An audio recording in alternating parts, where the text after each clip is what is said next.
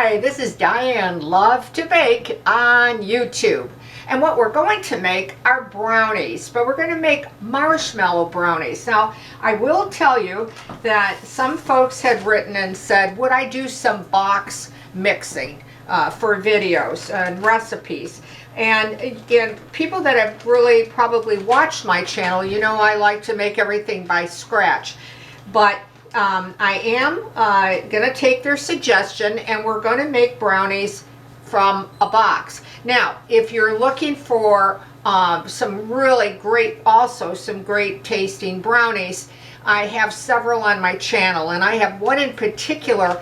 They're called extreme brownies that have mayonnaise in them, and that might say ugh to you, but they are absolutely delicious. So I have all types of from scratch brownies on my channel, so if this one isn't for you, please check it out. This is a very good one, of course, too, because it's very easy and it's fast, and that's what people had wrote and said, give me a video or give me a recipe that I have limited time, not a lot of mixing and measuring and all that, and this is why I'm doing it. So buy any type of brownie mix by any company that you prefer, okay? And I have a brownie mix here, you can see, and I'm going to just put it into my mixing bowl. Now this particular recipe, of course, you can use your hand mixer, but again, I like to use my stand-up for the video because I think it's quicker. I really do, okay? Now, in following the directions on the back of the box, this particular brownie mix calls for 2 tablespoons of water, okay? So I've got 2 tablespoons of water in. Also required by this box, the company that's made this, they want a 1/2 cup of oil. Now you go ahead and use whatever type of oil that you like, because that's so debatable that I'm not going to touch that one. So you decide what type of oil that you want to use. That was a 1/2 cup.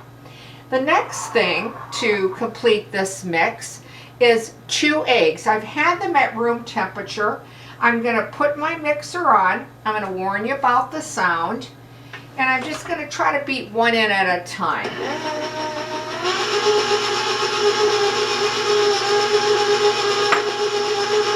Now, once you do that, then just mix it till it's smooth. It'll probably only take you, depending on the speed you're using, you know, maybe a minute or 2 or that type of thing. But you don't want to overbeat them. Just make sure it's combined and mixed well. So I'm going to warn you about the sound.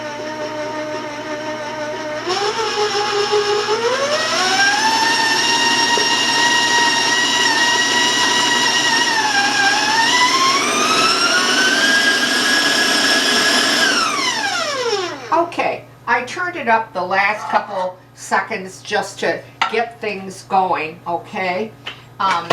But just so it's combined. Again, you don't want to overbeat it, because I really believe that the product then, when baked up, is kind of tough or heavy, and we don't want that, okay? So I'm going to just take off my excess as much as I can here. Okay, I hate to waste anything because baking is expensive to buy products and ingredients and that kind of thing. And then with my spatula here, I'm just going to give it a good turn and stir, and you can see it's a nice chocolate velvety batter. Okay, now what we're going to do is just to take this is a 9 by 9, okay, that I'm using, and I heavily greased it and floured it. If you want to use parchment paper and then lightly spray your parchment paper with an oil spray, works best, okay? This is a 9 by 9. In the recipe that I'm using, the box claims that you can do a 9 by 9, you could do an 8 by 8 pan. And it also even suggests you can do a 13 by 9, yet I think it'd be probably thin. The brownies would be not very tall. Okay, so follow the directions on your box. depending on the type of pan, the size of the pan you have. But mine is 9 by 9 that I'm using right now. And just take everything out of your mixing bowl. And like always, just try to even it out. Get into those edges, into those corners of the pan, and smooth it out as even as possible. I'm going to go back and try to get the rest of this. And then I'm just going to grab a knife so that I can, whoops, get the rest off. Again, I hate to waste product. I really do. All right, and we'll get the bottom of the bowl out here, all the chocolate brownies. Okay. All right, and then I'm just gonna finish up by just leveling it off with my knife. Okay, and we'll put that aside, and then just give it a nice little tap. Now in my directions it says that you're supposed to use, well, the temperature of 350 degrees, and 9 by 9 for this one, the pan I'm using, it said that it can take anywhere from 35 to 38 minutes. So follow the directions on your box best for the size of the pan and the baking, okay, and the temperatures, because all brands are a little bit different, okay. Now the next thing that you're going to do is you're actually going to bake this. Once you bake it, okay, what you'll want to do is use a cake tester or a toothpick. You want to be able to have a little bit of crumbs left on.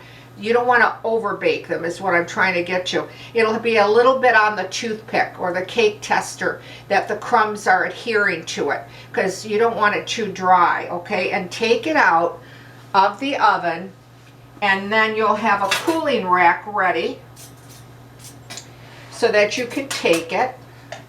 And I'm just going to put this aside for the moment and show you, and then tell you what I'm going to do is this. This one I went ahead and I baked, but I purposely left half of it done. Once the brownie is baked, put it on a cooling rack. So if we can kind of imagine, you know, this has come out of the oven, the brownies are cooling just a little bit. I usually do it within less than 5 minutes. Then I take a half a bag, this is a 10-ounce bag of mini marshmallows, okay? And I'm using 5 ounces, okay? And then over the cooked brownies that are still warm, okay, I put these on within about 5 minutes of taking them out of the oven on the cooling rack. I arrange them on top of that hot brownie. Then put it back in your oven at that, mine said 350 degrees, for about 2 minutes or 2.5. You don't want the marshmallows to become singed or burned. You just want them to melt a little bit, and you want them to puff up, just like this one is. Now, and I left that purposely to show you, okay? This side, I went ahead and put a chocolate fudge icing on it. So it's a bit thinner than frosting, okay? I will have this recipe of the chocolate icing shortly, all right? Now, what I'm gonna do is, I'm gonna just show you what I like to do is I take my icings, I put it in a bottle, and the reason for that is I feel I have more control on not putting too much in one area than the other, and to make it, you know, even. Now I'm gonna wash my hands quickly because I want to show you something. And I don't want to have my hands because I was with raw eggs. But anyway, when they come out, they're going to be, again, puffed up, okay? But they'll be solid together. They won't separate or anything like that. Now, once the marshmallows cool down a little bit, and again, I would say within that 5-minute period, then I take my icing and I just start on one end. Now it has cooled down a little bit here, so it's going to be it's going to be stubborn. So just for 10 seconds I put it in my microwave. I'm going to show you just how I apply it. Not that you need instructions to do that, but just in case someone asks. Because this side has been done and it has set. Okay, we'll see now if that 10 seconds did it. And then what I do is I just start putting this all over those slightly cooled marshmallows from one end to another. You can kind of, and again, I like to, instead of putting it on with a knife, and the reason too I don't do it with a knife is I don't want to disturb the marshmallows. I want to keep them intact, the shape. I don't want to lose the integrity of the marshmallows. And then I put it all over the top. Okay. And it's nice because if you're using a squeeze bottle like this, you can make sure that you get it all, you know. All right, I'm almost done here. So if you'll be just a little patient with me here. Now half of it is going to have to be set, of course, and you can set it in your refrigerator. Leave it in there for 15 minutes, 15 or 20 minutes, or sometimes I actually just put it in my freezer and let it set up for that 5 or that 7 minutes, and your icing will, you know, set up and harden the way that you want it to, especially if you're in a hurry. Okay, so now I've covered it up. All right, I'll just kind of draw a line here. Okay, so it will look like that. Now, I'm going to cut into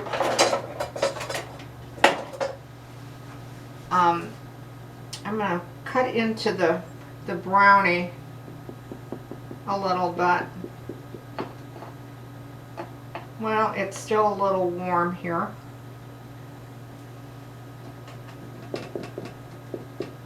Okay.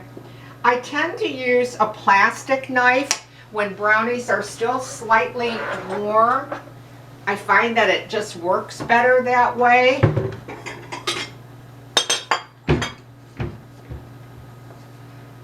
And I'll just try to grab that piece out of there. Okay. And they'll come out. I don't know if you're going to be able to see it or not. Let me grab a fork here just to hold it up with my fingers.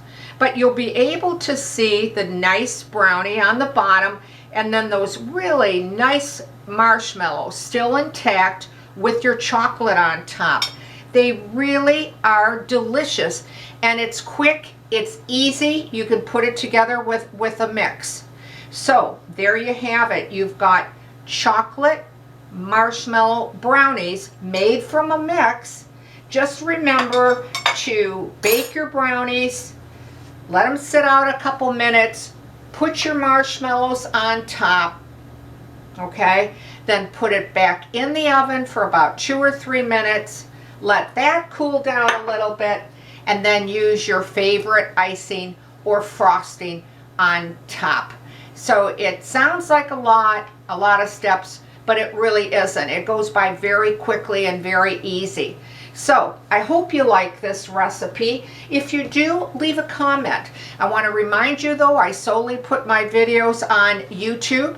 So if you're going to write to me or you have a question or a comment, I will get that question or that comment, and I'll do my very best to answer in a timely fashion. So I want to thank you for watching Diane Lovetobake, and if you'd like to give me a like or ring the bell or even subscribe, well, I can't thank you enough. So stay well, stay safe, and I'll see you soon.